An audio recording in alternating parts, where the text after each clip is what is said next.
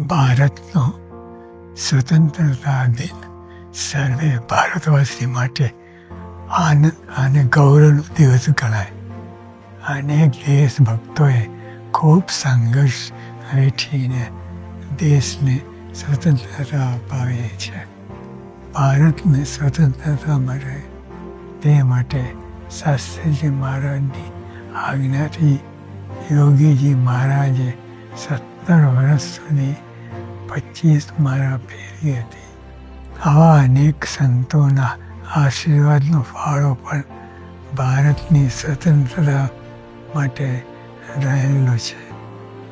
હવે આપણે સૌએ દેશની પ્રગતિ માટે કટિબદ્ધ થવાનું છે. તેમાં પહેલી વાત ફરજ પાલનની છે. આપણે સૌ નાગરિક તરીકે આપણું કર્તવ્ય બરાબર બજાવીએ. દેશ આપણા માટે શું કરે તે નહીં, પણ આપણે દેશ માટે શું કરીએ તે વિચાર સૌને રહે તો ભારતનો વિકાસ ખૂબ થાય. તેની સાથે કોઈ સ્વાર્થ વિના દેશને પ્રથમ સ્થાને રાખી સામ સુરત ભાવથી આપણે કાર્ય કરીએ. આ રીતે સૌને વર્તવાનું બળ મળે.